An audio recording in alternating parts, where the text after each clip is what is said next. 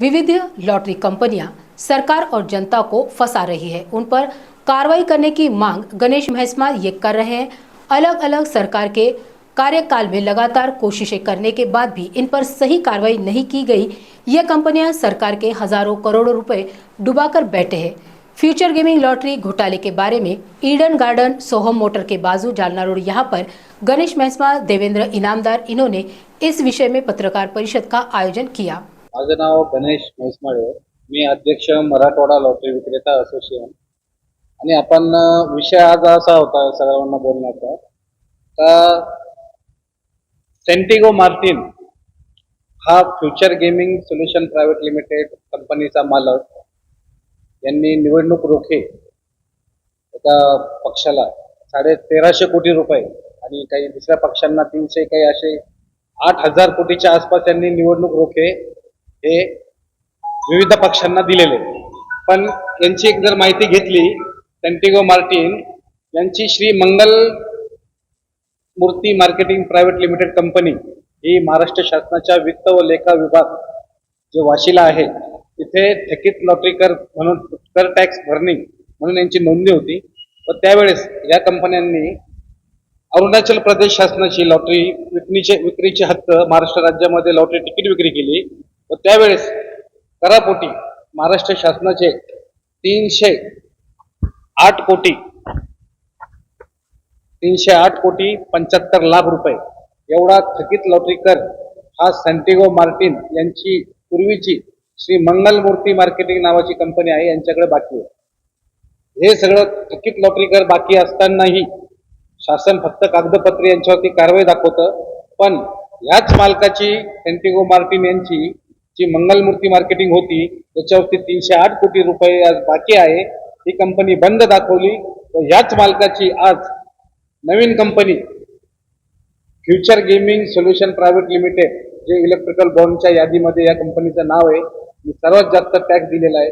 माझं म्हणणं हेच आहे का महाराष्ट्र शासनाचे 308 कोटी रुपये दिले नाही, ते थकीत म्हणून दाखवले आणि आज ही Martin company future gaming solution private limited ही कंपनी आज आपल्या महाराष्ट्र राज्यामध्ये पंजाब सरकारची डियर नावाची लॉटरी आज पूर्ण राज्यामध्ये विक्री करत आहे आणि 6 रुपयाला हे सगळे पेपर लॉटरी आहे। 6 रुपयाला 1 कोटी दिवसाचे 3 सोडती आणि ह्या साप्ताहिक पेपरच्या आणि दर दिवसाला 3 सोडती म्हणजे रोजचे 1-1 कोटीचे 3 प्राइस ही कंपनी वाटती असं सामान्य महाराष्ट्रातील जनतेला दाखवले जाते आणि कुठेही ही विनिंग होत नाही।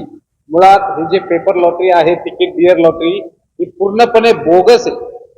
हे तुम्ही म्हणाल कशावरून? हे जे तिकीट आहे हे एक प्रकारचा पैसे आहे, नोट पैसे म्हणून म्हणतो। हे सर्व महाराष्ट्र केंद्र शासनाचे लॉटरी अधिनियम 2010 या अधिनियमानुसार जी ही lottery company paper lottery ticket छापेल त्यांना सेंट्रल गव्हर्नमेंटच्या RBI मान्यता प्राप्त प्रिंटिंग प्रेसमध्ये हे तिकीट छापली गेली पाहिजे। जिथं आपली करन्सी छापल्या जाते, बॉन्ड छापले जातात, रेव्हेन्यू स्टॅम्प छापले जातात, तिथं हे छापली जावे कारण की याच्यात पारदर्शकता पाहिजे।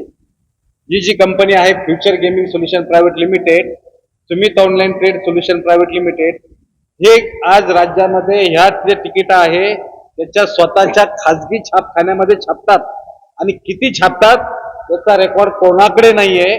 हाच आमचा मुद्दा आहे। आज रोजी राज्यामध्ये जी डियर लॉटरीची विक्री होत आहे ही पूर्णपणे बोगस आहे और राज्यातील जनतेने यांच्या ऍडव्हर्टायझिंग नवीन अभिनेते यांचं डियरची लॉटरीचा प्रचार करतात, ही पूर्णपणे बोगस आहे।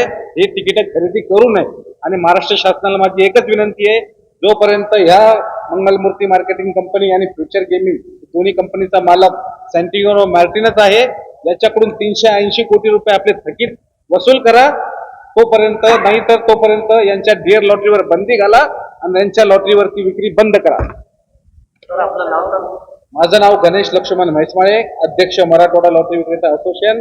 मी गेली 20-15 वर्षापासून ऑनलाईन लॉटरी भ्रष्टाचार 933 कोटीचा थकीत लॉटरी कर तोही बाहेर काढला होता आणि आता इलेक्ट्रिकल बॉन्डच्या माध्यमातून मला या फ्युचर गेमिंगचं नाव माहीत पडलं आणि ही मंगलमूर्ती मार्केटिंग प्रायव्हेट लिमिटेड या दोन्ही कंपन्या एकच आहे।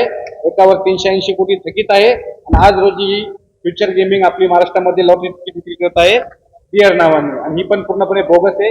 ही कोणत्याही शासकीय छापखान्यामध्ये छापली जात नाही. नियम आहे तर ही शासकीय छापखान्यातच छापली जावी. हा प्रकरण तर ते जेव्हा तुम्ही किती छापता, कोणाला किती पैसे देता हेच रेकॉर्डवर नाही. गव्हर्नमेंट प्रेसमध्ये छापलं पाहिजे ते छापत नाही. निकाल आल्यावर तुम्ही पेपरमध्ये छापला पाहिजे ते देत नाही. हे तर आहेच. मुख्य आरोप आपला असा आहे, जो कागद आपल्याकडे पुरावे आहे, की तुम्ही गव्हर्नमेंटच्या नियमांचं उल्लंघन करता.